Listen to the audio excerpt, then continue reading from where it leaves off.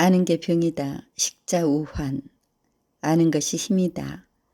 Knowledge is power. 준비된 이별과 준비되지 않는 이별. 어떤 이별이 더 힘들고 회복하는 데는 어떤 이별이 더 많은 시간이 걸릴까? 사실 개운한 이별도 있다. 가치관이 다른 사람들, 태생부터가 다른 것 같은 사람들, 늘 자기 위주여서 만날 때마다 피곤함을 주는 사람들, 사용하는 언어가 완전 바닥이어서 말할 때마다 머리칼이 쭈삣쭈삣 솟아오는 느낌을 갖게 하는 사람들, 얼굴만 봐도 고집스러워 보여 강한 인상 때문에 마주하기 힘든 사람들 등등. 하지만 이런 종류의 사람들을 만나기는 쉽지 않다. 대부분의 사람들은 상대방을 배려하고 좀 안 맞아도 그러려니 하고 삶의 방식이 달라도 다름을 인정하고 그래서 행복하게 더불어 사는 삶이 아닌가. 가족은 이 세상에서 가장 특별한 존재들이다. 한 가지에서 태어났지만 가족들 중에서도 모든 것이 다른 사람들도 있다. 하지만 가족은 어떤 경우에도 어떤 상황에서도 잠시는 삐끗거릴지 모르지만 결국은 하나가 되는 게 가족이다. 이런 가족을 이래야 하는 상황에 이르렀을 때 우리는 또 다른 우리의 피부치에게 사실을 말해야 하나 아니면 말하지 않고 기적을 바라며 비밀을 유지해야 될까? 가끔은 말할까 말하지 말까 사이에서 혼돈을 경험할 때가 있다. 내 생애 가장 첫 번째 충격적인 이별은 아버지였다. 우리 아버지는 학자 같은 분이셨다. 얼굴이 하얗고 늘 조용하시고 입가에는 잔잔한 웃음이 번져 있는 말이 없으신 분이셨다. 아버지가 자신의 감정을 드러낼 때는 술이 얼큰하게 취하실 때였다.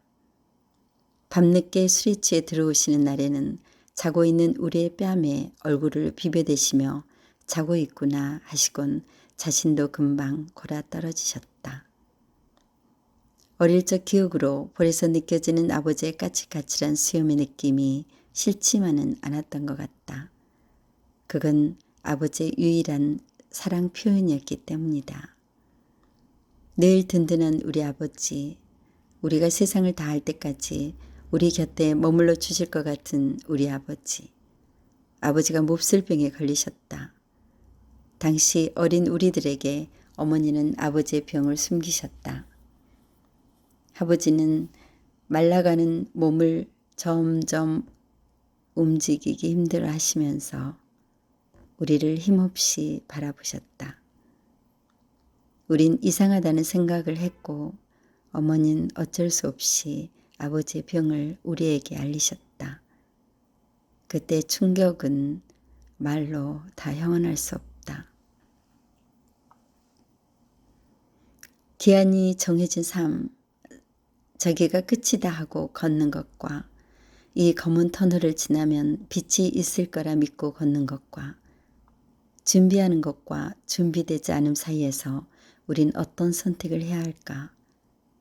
결국 우리는 끝을 알고 아버지는 거의 가실 때쯤에 자신의 끝을 아셨다. 어떤 게 아버지를 위하는 길이었는지 지금도 모르겠다. 자기 자신의 끝이건 다른 사람의 끝이건 아는 게 좋은 건지 모르는 게 좋은 건지. 아버지와의 이별은 예고된 것이었다. 하지만 살면서 예고되지 않은 크나큰 이별도 겪었다.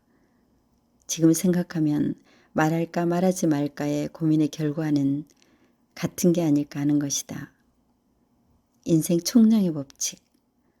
어떤 방식으로든 간에 사람은 자기가 가진 몫에 기쁨, 슬픔, 사랑, 즐거움을 다 쓰고 사라진다는 거. 우리가 사는 생의 진리는 지금 우리가 겪고 있는 모든 것들이 언젠가 겪어야 하고 또는 과거에 겪은 것들로 인해 미래에는 겪지 않아도 된다는 거. 인생 총량의 법칙이다. 지금도 의문이다. 어떤 게 정답인지. 인생의 해답은 다른 세계에 가야만 아는 거 아닌가. 정답이라 믿고 살아도 많은 시간이 지나고 보면 틀린 답들도 많으니 사람은 살면서 인생 총량의 법칙에 의해 사랑도 미움도 행복도 불행도 다 쓰고 죽는다고 하니 결국 이별의 아픔도 이별 전이건 이별 후건 다 똑같이 겪는다는 생각이 든다. 지금도 아주 작은 일부터 무게감이 큰 일까지 수없는 갈등 속에서 살지만 결과론적으로는 너무 고민하면서 살지 않아야겠다는 생각이다.